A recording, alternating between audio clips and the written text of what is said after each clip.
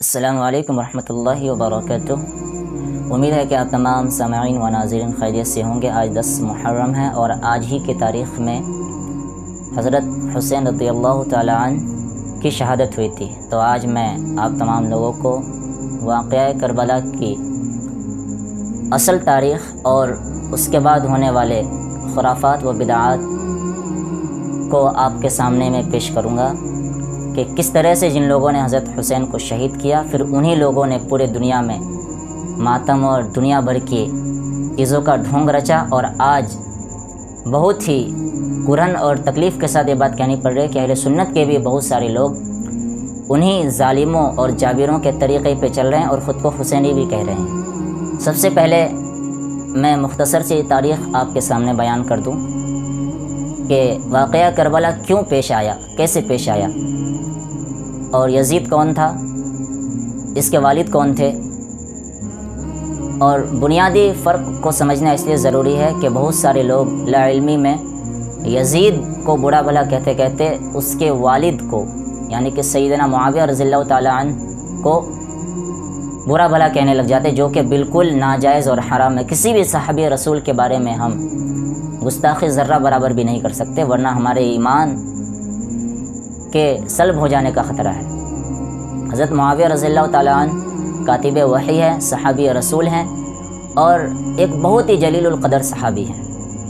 ہاں، ان کے کچھ اختلافات حضرت علی رضی اللہ تعالیٰ عنہ سے رہے تھے، جو کہ ان کی زندگی میں ہی ختم ہو چکے تھے۔ اگر حضرت علی رضی اللہ تعالیٰ عنہ کے ساتھ اختلافات ان کے ختم نہیں ہوتے تو حضرت حسن رضی اللہ تعالیٰ عنہ، جو کہ حضرت علی کے سگے بیٹے ہیں، نواسۂ رسول ہیں، وہ کبھی بھی حضرت معاویہ رضی اللہ تعالیٰ عنہ کے ساتھ صلح نہیں کرتے۔ آپ صلی اللہ علیہ وسلم نے حضرت علی رضی اللہ تعالیٰ عنہ کے بیٹے یعنی کہ حضرت حسن رضی اللہ تعالیٰ عنہ کے لیے یہ پیشن گوئی بھی فرمائی تھی کہ میرا یہ بیٹا امت کے 2 بڑے مسلمانوں کی جماعتوں میں صلح کرائے گا، اور ایسا ہوا بھی کہ حضرت علی رضی اللہ تعالیٰ عنہ کے بعد حضرت حسن رضی اللہ تعالیٰ عنہ کو خلافت ملی، اور چونکہ حضرت معاویہ رضی اللہ تعالیٰ عنہ حضرت علی رضی اللہ تعالیٰ عنہ کو اپنے خلیفہ نہیں مانتے تھے، اس کے پیچھے وجہ بالکل واضح ہے کہ حضرت عثمان رضی اللہ تعالیٰ عنہ کو جن بلوائیوں نے اور جن منافقوں اور غداروں نے قتل کیا تھا، ان کا وہ قصاص چاہتے تھے، اور صرف حضرت معاویہ نہیں بلکہ حضرت زبیر اور حضرت عائشہ رضی اللہ تعالیٰ عنہ بھی چاہتی تھی، جس کے وجہ سے جنگ جمل اور جنگ صفین بھی ہوئی تھی۔ اس کے تفصیلات آپ سن چکے ہوں گے، اگر نہیں سنے ہیں تو میں پھر اس کی تفصیل کسی الگ ویڈیو میں بناؤں گا۔ اصل میں کیونکہ میرا موضوع ابھی صرف واقعہ کربلا اور اس کے بعد کے چیزوں کو بیان کرنا ہے، تو قصہ مختصر یہ ہے کہ حضرت معاویہ رضی اللہ تعالیٰ عنہ کا موقف یہ تھا کہ وہ حضرت عثمان رضی اللہ تعالیٰ عنہ کے قتل کا قصاص مانگ رہے تھے، اور حضرت علی رضی اللہ تعالیٰ عنہ کا موقف یہ تھا کہ پہلے میری حکومت مستحکم ہو جائے، اس کے بعد میں پھر قصاص لوں گا۔ اور حضرت علی رضی اللہ تعالیٰ عنہ کے لیے یہ اس وقت بہت مشکل تھا، چونکہ ان کے جو معتقدین تھے یا پھر جن لوگوں نے ان پہ بیعت کی تھی، وہ اکثر لوگ حضرت عثمان کے قاتلین میں شامل تھے، اور بہت سارے لوگ ایسے بھی تھے جن لوگوں نے قتل کے بعد وہاں سے راہ فرار اختیار کر لی، اور وہ کوفہ اور مصر اور دوسرے جگہ میں جا کر کے بس گئے تھے، بصرہ وغیرہ میں جا کر کے۔ تو سب کی نشاندہی کرنا، پھر سب کو قتل کرنا، یہ بالکل فوری طور پہ ناگزیر عمل تھا، اس لیے فوری طور پہ اقدام نہیں اٹھایا جا سکتا تھا، بغیر کسی شناخت کے، بغیر کسی کو بھی پکڑ کے قتل نہیں کیا جا سکتا تھا۔ خیر، تو یہ الگ موضوع ہے۔ تو جب حضرت حسن رضی اللہ تعالیٰ عنہ کو خلیفہ بنایا گیا تو پھر حضرت معاویہ رضی اللہ تعالیٰ عنہ کا پھر وہی سے موقف تھا کہ حضرت عثمان کے قاتلوں کا ہمیں قصاص چاہیے، اس کا بدلہ لیجئے، پھر ہم آپ کو اپنا خلیفہ مان لیں گے۔ لیکن ایسا ہوا نہیں، تو پھر دونوں کی لشکر آمنے سامنے ہو گئے۔ حضرت معاویہ رضی اللہ تعالیٰ عنہ اپنے لشکر لے کر کے 60,000 کے لشکر کو لے کر کے صفین پہنچے، اور حضرت حسن رضی اللہ تعالیٰ عنہ بھی 40,000 کے لشکر کو لے کر کے صفین پہنچے۔ لیکن حضرت حسن رضی اللہ تعالیٰ عنہ نے دوراندیشی کا مظاہرہ کیا اور امت کے ایک بہت بڑے طبقے کو قتل ہونے سے بچا لیا، اور انہوں نے صلح کرنی چاہی اور اپنی خلافت اور اپنی حکومت حضرت معاویہ رضی اللہ تعالیٰ عنہ کو دے کر کے آپ خود دستبردار ہو گئے۔ اور کچھ شرائطیں بھی تھی صلح میں کہ حضرت معاویہ رضی اللہ تعالیٰ عنہ خصوصی طور پہ حضرت حسن، حضرت حسین اور اہل بیت کے خلاف کسی بھی طرح کی کوئی جنگ نہیں کریں گے، حضرت علی رضی اللہ تعالیٰ عنہ کے اوپر کوئی سب و ستم نہیں ہوگا، اور ایک جو سب سے اہم پہلو تھا وہ یہ تھا کہ آپ کو وقتی طور پہ خلیفہ بنایا جا رہا ہے، آپ کے بعد جو خلیفہ ہوں گے تو وہ شورائی نظام کے مطابق ہوں گے، یعنی کہ مشورے کے بعد ہوں گے، آپ کسی کو نامزد نہیں کر سکتے ہیں۔ یہ ساری چیزیں طے ہوئی تھی۔ اس کے بعد حضرت حسن رضی اللہ تعالیٰ عنہ بیزار ہو گئے، خلافت سے دستبردار ہو گئے اور آپ رضی اللہ تعالیٰ عنہ نے زہد میں اور عبادت میں اپنی زندگی گزارنی شروع کی۔ حضرت معاویہ رضی اللہ تعالیٰ عنہ کے دور خلافت کا زمانہ بھی بہت بہترین طریقے سے گزرا تھا۔ اسلامی حکومتیں بہت دور دور تک پھیلی اور لگ بھگ ہر جگہ امن و امان تھا۔ ہر طرح کا فتنہ جو پہلے ہو رہا تھا وہ ہر طرح کا فتنہ بالکل سے بند ہو چکا تھا، دب چکا تھا۔ جو صبائی فتنہ تھا، جو خوارجی فتنہ تھا، وہ سارا کا سارا فتنہ بند ہو چکا تھا۔ اس کے بعد جب حضرت معاویہ رضی اللہ تعالیٰ عنہ کے انتقال کا وقت قریب آیا تو حضرت معاویہ رضی اللہ تعالیٰ عنہ سے ایک اجتہادی غلطی ہوئی کہ انہوں نے یزید کو اپنا ولی عہد مقرر کر دیا۔ یہ ان کی اجتہادی غلطی تھی۔ ہم اس وجہ سے انہیں گستاخ یا کسی بھی طرح کا کچھ بھی نہیں کہہ سکتے، ان کی نیتوں پہ شک نہیں کر سکتے، کیونکہ وہ صحابی رسول ہے، کاتب وحی ہے، آپ صلی اللہ علیہ وسلم کے رشتہ دار بھی ہیں۔ اس لیے ہم انہیں بس اتنا کہہ سکتے ہیں کہ ان سے ایک اجتہادی خطا ہوئی، اس سے زیادہ ہم کچھ نہیں کہہ سکتے ہیں۔ اہل سنت کا یہ موقف ہے۔ یزید کو انہیں ولی عہد نہیں بنانا تھا، لیکن اس کے پیچھے کا مقصد ان کا یہ تھا کہ مسلمان پہلے بہت ساری خانہ جنگی کے شکار ہو گئی ہے، اگر ہم اگر نامزد نہیں کر سکتے ہیں تو ہو سکتا ہے کہ میرے انتقال کے بعد دوبارہ سے پھر خانہ جنگی ہو جائے، اور ان کا یہ مشورہ ان کو مغیرہ ابن شیبہ نے دیا تھا۔ خیر، تو یزید کو ولی عہد مقرر کر دیا گیا۔ پھر جب حضرت معاویہ رضی اللہ تعالیٰ عنہ انتقال فرما گئے تو یزید نے اپنی خلافت کو باضابطہ قائم کرنے کا کام شروع کیا۔ پھر وہ مدینہ میں اور دوسرے جگہ کے لوگوں کو بیعت کے لیے ابھار رہے تھے اور بیعت کروا رہے تھے۔ مدینہ میں بھی اس نے اپنا ایک حاکم بھیجا کہ لوگ بیعت کریں، تو بہت سارے لوگوں نے تو بیعت کر لی، لیکن 4-5 جو برگزیدہ صحابی ہیں، حضرت حسن رضی اللہ تعالیٰ عنہ، حضرت عبداللہ ابن عمر، حضرت زبیر اور حضرت عبداللہ ابن ابی بکر، یہ سارے صحابی نے بیعت نہیں کی۔ حضرت حسن رضی اللہ تعالیٰ عنہ وہاں سے مکہ تشریف لے آ گئے۔ اسی وقت میں کوفہ کے لوگ آپ رضی اللہ تعالیٰ عنہ کو بہت زیادہ خطوط بھیج رہے تھے کہ آپ کوفہ آئیں، ہم آپ کو اپنا حاکم، آپ کو اپنا خلیفہ مانیں گے، ہم یزید کو اپنا خلیفہ نہیں مانتے ہیں۔ بہت ہی زیادہ خطوط آئے، تو سب سے پہلے حالات کا جائزہ لینے کے لیے حضرت حسین رضی اللہ تعالیٰ عنہ نے اپنے بھائی حضرت مسلم بن عقیل کو بھیجا۔ ان کے ہاتھ میں بھی لگ بھگ 18 سے 20 ہزار لوگوں نے جو ہے کہ بیعت کر لی حضرت حسین کے نام پہ کہ ہم حضرت حسین کو اپنا خلیفہ مان رہے ہیں، آپ انہیں بلائیے۔ ادھر حالات سارے سازگار تھے، تو حضرت مسلم بن عقیل نے خط بھیجا کہ یہاں پہ حالات سازگار ہیں، آپ آئیے۔ تو حضرت حسین رضی اللہ تعالیٰ عنہ اپنے اہل و عیال کو لے کر کے کوفہ کی طرف آپ کوچ کر گئے۔ آپ کو دوسرے صحابی نے روکنے کی بھی کوشش کی، کہا بھی کہ آپ وہاں نہ جائیں، کوفہ کے لوگ بہت غدار ہوتے ہیں، ان کے غداری کا آپ کو علم بھی ہے کہ کس طرح سے انہی لوگوں نے آپ کے والد کا ساتھ دیا اور بعد میں پھر انہی لوگوں نے آپ کے والد کو قتل کیا۔ آپ جائیں گے کہیں ایسا نہ ہو کہ آپ کو بھی قتل کر دیا جائے۔ لیکن حضرت حسین رضی اللہ تعالیٰ عنہ نہیں مانے۔ ان کا موقف یہ تھا کہ جب لوگ بلا رہے ہیں تو ہمیں جانا چاہیے، اور وہ قتل و غارت کے لیے نہیں جا رہے تھے، وہ یزید سے جنگ لڑنے کے لیے نہیں جا رہے تھے۔ ظاہر ہے اگر جنگ لڑنے جاتے تو افواج لے کر کے جاتے ہیں، اہل و عیال کو اور عورتوں اور بچوں کو تو لے کر کے بالکل نہیں جاتے۔ تو جنگ لڑنے کی ان کی نیت نہیں تھی، وہ بالکل چاہ رہے تھے کہ اگر بغیر کسی لڑائی جھگڑے کے اگر خلافت آ جائے اور لوگ صحیح دین کی طرف آ جائے تو بہت اچھی بات ہے، ورنہ پھر میں صبر کر لوں گا۔ ان کا یہی موقف تھا۔ لیکن جب وہ کچھ آگے بڑھے تو انہیں پتہ چلا کہ حضرت مسلم بن عقیل کو شہید کر دیا گیا ہے اور کوفہ کے لوگ باغی ہو چکے ہیں۔ ہوا یہ تھا کہ ابن زیاد جو کہ یزید کا گورنر تھا، وہ اس بیچ کوفہ آیا اور اس نے بڑی ہی چالاکی کے ساتھ لوگوں کو اپنے ساتھ ملا لیا اور کچھ لوگوں کو پیسے ویسے دے کر کے حضرت مسلم بن عقیل کا قتل بھی کروا دیا۔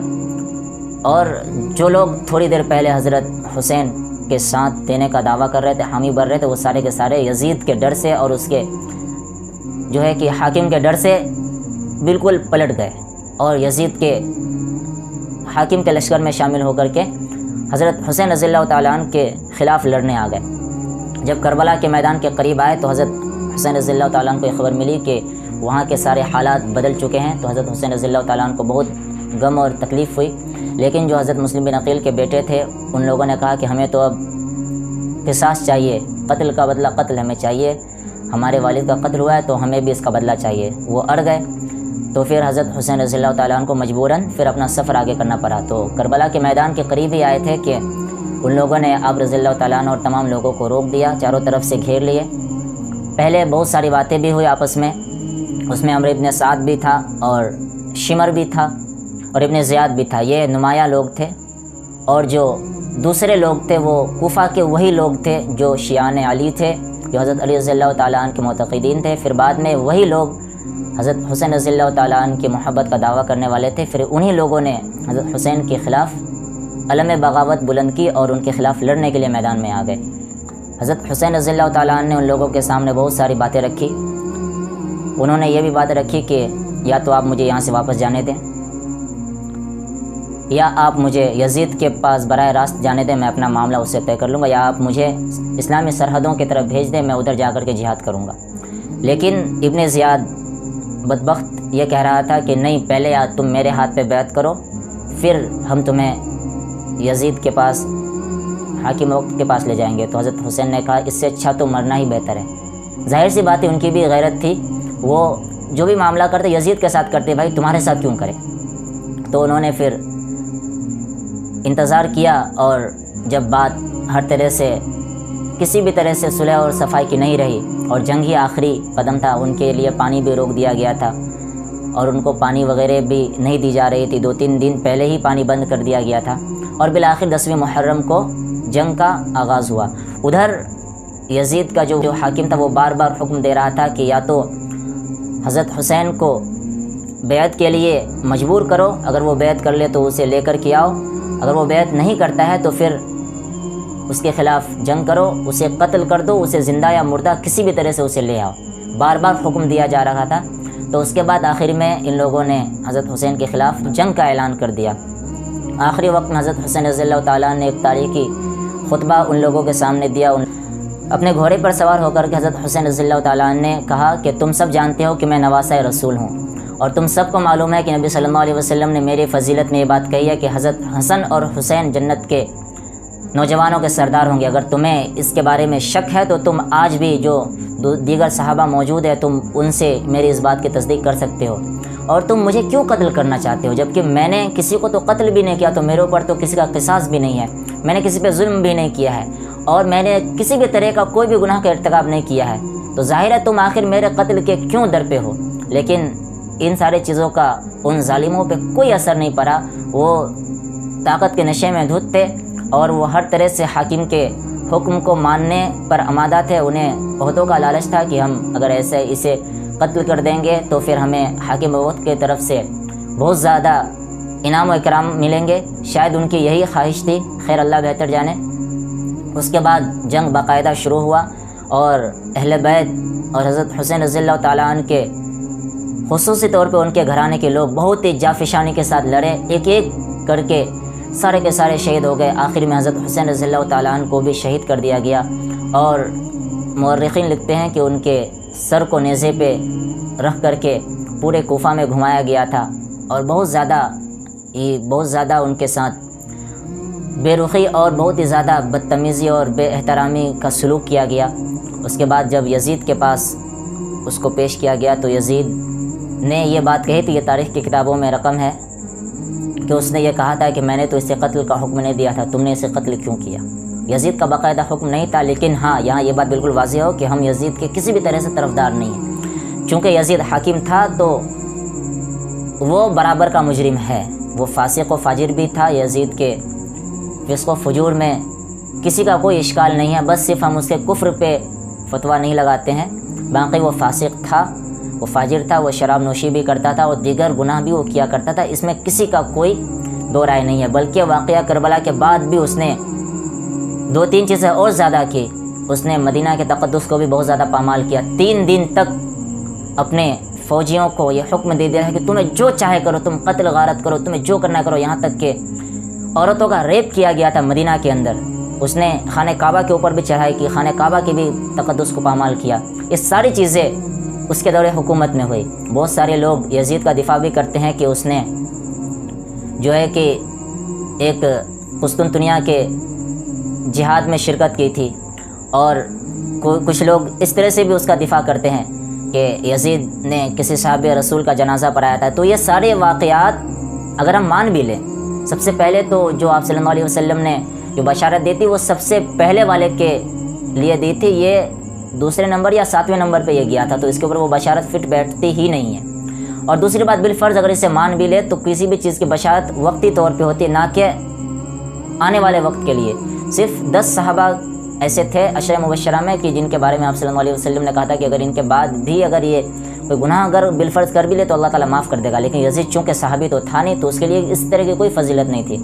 اور جو اس نے یہ سارے گناہوں کا ارتکاب اس نے کیا ہے، یہ ان سارے واقعات کے بعد اس نے کیا ہے، تو دونوں طرف سے یہ مجرم ہے اور ظالم ہے، اور اللہ بہتر جانے اس کے ساتھ کیا معاملہ ہوگا۔ اہل سنت کا موقف تو یہی ہے کہ حضرت حسین رضی اللہ تعالیٰ عنہ ہر طرح سے حق پہ تھے، اور یزید ناحق تھا، باطل تھا، اور وہ ظالم تھا۔ حضرت حسین کے قتل میں وہ گرچہ باقاعدہ شامل نہ ہو، لیکن اس کے حکومت کے زیر نگی یہ ساری چیزیں ہوئی تو وہ برابر کا مجرم ہے، یہ اہل سنت کا موقف ہے۔ لیکن ہاں، حضرت حسین رضی اللہ تعالیٰ عنہ کے قتل کی وجہ سے یزید کو ظالم کہتے ہوئے ان کے والد کے اوپر کسی بھی طرح کی کوئی کیچڑ نہیں اچھالنی چاہیے، کیونکہ ان کے والد کا الگ مقام ہے، یزید کا الگ مقام ہے۔ حضرت حسن کی جن سے صلح تھی ہماری ان سے صلح ہے، حضرت حسین کی جن سے جنگ تھی ہماری ان سے جنگ ہے، بس ہم اتنا کہیں گے۔ اس کے بعد یہ جو آج پورے دنیا کے اندر ماتم سینہ کو بھی ہو رہا ہے، اور زنجیر زنی ہو رہی ہے، اور ہر طرح ساری چیزیں ہو رہی ہیں، یہ سب کیسے شروع ہوئی، ہم اس میں بات کرنا چاہیں گے۔ ہمارے بر صغیر میں ہمارے سنی مسلمان بھی یہ ساری چیزوں کو کر رہے ہیں، اور بالکل ٹھٹائی کے ساتھ کر رہے ہیں۔ اللہ کی پناہ، اللہ بہتر جانے کہ ان سنی علماء کو کیا ہو گیا ہے کہ وہ ان پہ کھل کے کیوں نہیں بات کرتے ہیں، اپنے عوام کو روک کیوں نہیں رہے ان ساری چیزوں سے، کہ وہ حضرت حسین کی محبت کے آڑ میں شیعوں کے عقائد پہ کس طرح سے چل رہے ہیں، اور شیعوں کے طریقوں کو کس طرح سے وہ لوگ فروغ دے رہے ہیں۔ یہ بہت ہی خطرناک المیہ ہے، اور یہ ساری چیزیں شروع کب ہوئی تو میں بتا رہا ہوں کہ واقعہ کربلا کے 300 سال بعد معز الدولہ، ایک شیعہ رافضی جس نے بغداد پہ قبضہ کیا، اور اس کے بعد اس نے باقاعدہ یہ ساری چیزیں سرکاری سطح پہ شروع کی۔ اس نے محرم کے مہینے میں پورے بغداد کو کالے کپڑوں سے سجا دیا، اور اس کے بعد اس نے سرکاری حکمن یہ جاری کیا کہ عورتیں کالے اور سیاہ کپڑا پہن کر کے واویلا کرے، نوحہ زنی کرے، سینہ پیٹیں۔ اور آپ سوچ سکتے ہیں کہ جب سرکاری سطح پہ جب عورتوں کو نکلنے کے لیے کہا جایا ہوگا تو کس طرح کی عورتیں اور کیسے کیسے بن سنور کے نکلی ہوں گی۔ ایک واقعہ میں آپ کے سامنے ابھی حال فی الحال کا پیش کروں کہ امریکی صدر جو گلف کنٹری کا جب اس نے دورہ کیا تو دبئی سے ایک بہت ہی دل کو تڑپا دینے والی چیزیں ہمیں سامنے کو دیکھنے ملے کہ کس طرح سے مسلمان لڑکیوں کو، دوسیجاؤں کو سفید کپڑے میں اور بال کھلے لباس میں کس طرح سے حکومت کے سامنے میں ایک بہت ہی بےہودہ بے غیرت قسم کا ڈانس کرتے ہوئے دیکھا گیا تھا۔ تو آپ سوچ سکتے ہیں کہ جب اس وقت یہ سرکاری حکم جاری کیا گیا ہوگا تو پھر اس وقت کی عورتوں نے بھی کس طرح کا کیا کیا کیا گیا ہوگا۔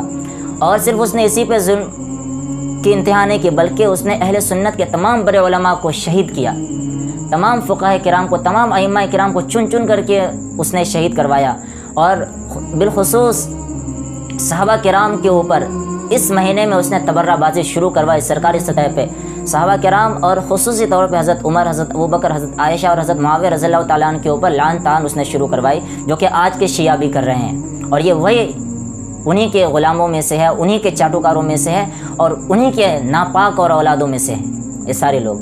ان لوگوں نے یہ ساری چیزیں سیکھی ہے، اور بے غیرتی کی انتہا تو یہ ہے کہ ہمارے سنی مسلمان بجائے اس کے کہ ان ساری چیزوں کا رد کرتے، ان کے قدم کے ساتھ قدم ملا کر کے محرم میں ان ساری چیزوں کو کر رہے ہیں، اور بہت سارے علماء ان ساری چیزوں کی تائید کر رہے ہیں۔ اللہ بہتر جانے کہ ان کی عقلوں کو کیا ہو گیا ہے، یہ کیوں ایسا کر رہے ہیں۔ حالانکہ واقعہ کربلا کے بعد کسی بھی طرح کا ایسا واقعہ نہیں ہوا تھا، 300 سال تک کسی بھی طرح کا نہ ماتم ہوا تھا، نہ سینہ کو بھی ہوئی تھی، نہ کچھ ہوا تھا۔ اہل بیت کے بہت سارے لوگ تھے، لیکن کسی نے ایسا کچھ نہیں کیا۔ اگر کسی نے ایسا کیا ہو، کوئی ایک ضعیف روایت لا کر کے دکھا دے، میں جو سزا وہ دینا چاہیں گے میں وہ سزا منظور کروں گا، لیکن وہ ایک بھی روایت نہیں دکھا سکتے ہیں۔ یہ ساری چیزیں 300 سال بعد شروع ہوئی، اور بر صغیر میں بھی جو ان رافضیوں کا اور خوارجوں کا جو اثر و رسوخ ہوا، یہاں کے بہار، دکن اور خصوصی طور پہ لکھنؤ وغیرہ کے اندر جو نوابوں کا جو ایک اثر و رسوخ تھا، جو کہ شیعہ عقائد کے تھے، ان لوگوں نے پھر سرکاری سطح پہ بر صغیر میں ان ساری چیزوں کو شروع کیا، اور یہ ساری چیزیں ہندوستان میں بھی ہونے لگی۔ باقاعدہ حضرت حسین رضی اللہ تعالیٰ عنہ کا ایک مقبرہ بنایا گیا جسے ہم تعزیہ کہتے ہیں۔ یہ ساری چیزیں شیعوں کی دین ہے، اس سے اہل سنت کا دور دور تک کوئی بھی رشتہ اور ناطہ نہیں ہے، اور جو ان ساری چیزوں کو کر رہے ہیں پھر وہ اپنے ایمان کی خیر منائے کہ وہ پھر مسلمان نہیں ہے، پھر وہ شیعہ ہیں۔ میں نے تو یہاں تک دیکھا ہے کل میں نے ایک ویڈیو دیکھی کہ بانس کو بیچ میں گاڑا گیا ہے، اس میں کھانے پینے کی چند چیزیں بیچ میں رکھی گئی ہے، اور عورتیں اس بانس کا طواف کر رہی ہے اپنے سر پہ ٹوکریاں لے کر کے، اور وہ اس سے منت مانگتی ہے اپنے اولادوں کی۔ کیا ایسی چیزیں کرنے کے بعد بھی ان کا ایمان رہے گا؟ بالکل نہیں رہے گا۔ یہ ساری کی ساری مشرکانہ رسم ہے۔ اس کے بعد تو شادی شدہ عورتوں کے نکاح ٹوٹ جائے گی، لیکن ہمارے علماء سوئے ہوئے ہیں، انہیں کان پہ جوئی نہیں رینگ رہی ہے کہ ایسی ساری چیزیں ہو رہی ہے۔ ہمارے بہار میں بہت زیادہ بڑے پیمانے پہ یہ ساری چیزیں محرم کے مہینے میں ہو رہی ہے۔ لوگ باقاعدہ مشرکانہ رسم کرتے ہیں اور کھلے طور پہ کرتے ہیں، انہیں کوئی روکنے والا نہیں ہے۔ اللہ رب العزت ہمیں ان تمام طرح کے مشرکانہ رسم سے اور بدعات سے تمام مسلمانوں کی حفاظت فرمائے۔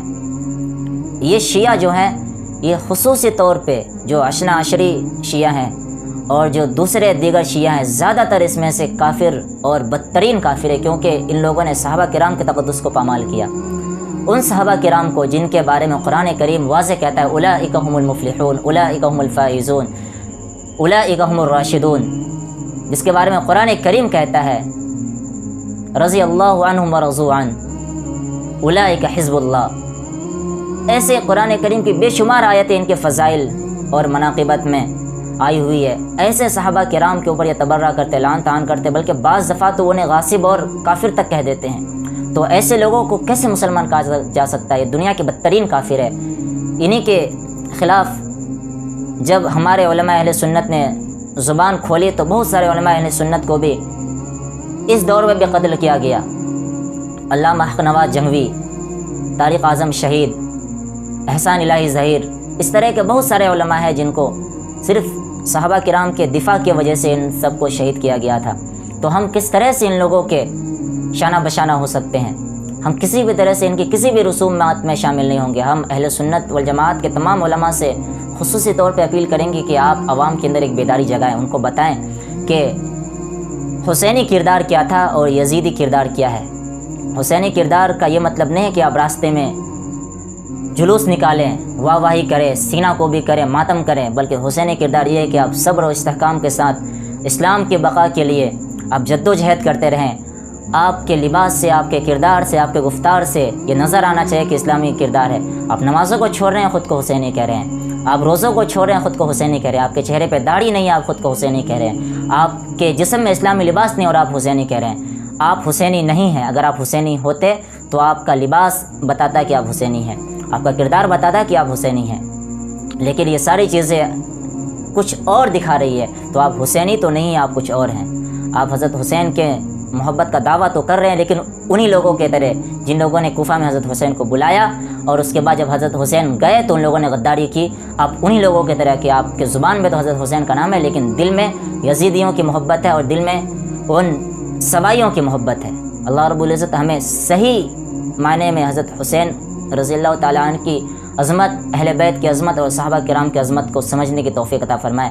ہمارے لیے تمام لوگ معتبر ہیں، صحابہ کرام بھی معتبر ہیں اور اہل بیت بھی، بلکہ ہم تو فرق کرتے ہی نہیں ہیں۔ صحابہ کرام اہل بیت میں ہم فرق ہی نہیں کرتے۔ شیعہ صرف اہل بیت کو مانتے ہیں، صحابہ کرام میں کسی کو نہیں مانتے، بلکہ وہ اہل بیت کو بھی نہیں مانتے، بس نام کا مانتے ہیں۔ ہم صحابہ کرام کو بھی مانتے ہیں، ہم اہل بیت کو بھی مانتے ہیں، ہم خلفائے راشدین کو بھی مانتے ہیں، ہم حضرت معاویہ کو بھی مانتے ہیں، حضرت علی کو بھی مانتے ہیں، ہم تمام صحابہ کو مانتے ہیں۔ اور اس لیے مانتے ہیں کہ آپ صلی اللہ علیہ وسلم کی حدیث ہے اصحابک النجوم فبأیہم اقتدیتم اہتدیتم، کہ میرے صحابہ ستاروں کے مانند ہے، تم جس کے بھی اقتدا کرو گے ہدایت پا جاؤ گے۔ اور قرآن کریم نے جن کو واضح طور پہ جن کے بخشش کا اعلان کیا، جن کے فلاح کا اعلان کیا، جن کو جنتی ہونے کی بشارت دی، ہم ان کے بارے میں کیسے زبان درازی کر سکتے ہیں؟ ہماری خیر خواہ اسی میں ہے کہ ہم صحابہ کرام کے طرز عمل کو پڑھیں، ان کی زندگی کو پڑھیں، اور ان کو پڑھنے کے بعد ان کی زندگی سے جو سبق ہمیں ملتی ہے اس پہ عمل کریں، صبر اور شکر کے ساتھ اپنی زندگی گزاریں، اسلامی طریقے کے ساتھ زندگی گزاریں، ظالم کے سامنے کبھی بھی اپنے سر کو نہ جھکائیں۔ ظالم چاہے کتنا بھی طاقتور ہو، یہ محرم اور یہ حضرت حسین کی شہادت ہمیں یہی پیغام دیتا ہے کہ ظالم جتنا بھی جابر ہو، جتنا بھی طاقتور ہو، ہم کسی بھی طرح سے ان کے سامنے اپنے سر کو نہ جھکائیں۔ ہم اپنے گردن کو کٹا دیں لیکن ہم جھکا نہیں سکتے ہیں۔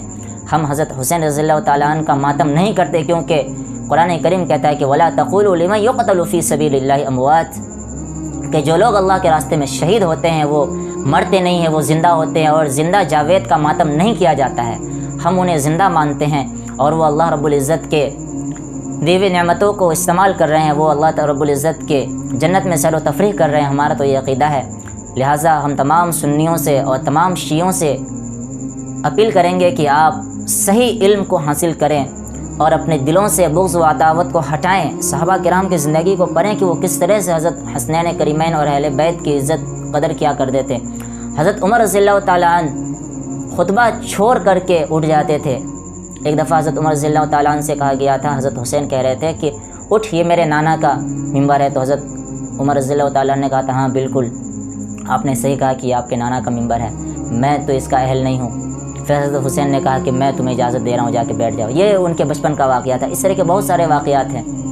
تو حضرت حسین سے، حضرت حسن سے، اہل بیت سے محبت رکھنا یہ ہمارے ایمان کا حصہ ہے۔ اسی طرح سے صحابہ کرام کی بھی عظمت اور ان کی قدردانی کرنا یہ بھی ہمارے ایمان کا حصہ۔ اگر کوئی ان کے خلاف تبرہ بازی کرے گا، ان کے خلاف زبان درازی کرے گا، تو ہم ان کی زبان کو روکیں گے، ہر طرح سے روکیں گے۔ طاقت سے روکنا ہوا طاقت سے روکیں گے، زبان سے روکنا ہوا زبان سے روکیں گے، اور ہم کسی بھی طرح سے ان کے خلاف گستاخی برداشت نہیں کریں گے۔ اللہ رب العزت ہمیں صحیح طور پہ دین کی سمجھ عطا فرمائے، اور اس محرم کے مہینے میں ہمیں زیادہ سے زیادہ عبادتوں میں گزارنے کی ہمیں اللہ رب العزت توفیق دے۔ اگر آپ کو یہ ویڈیو پسند آئی ہو تو آپ اپنے دوست و احباب میں اس ویڈیو کو شیئر کریں۔ آپ کا ایک شیئر کسی کی زندگی کو بدل سکتا ہے۔ اب آپ مجھے دیجیے اجازت، پھر انشاءاللہ ملاقات ہوگی۔ السلام علیکم ورحمۃ اللہ وبرکاتہ۔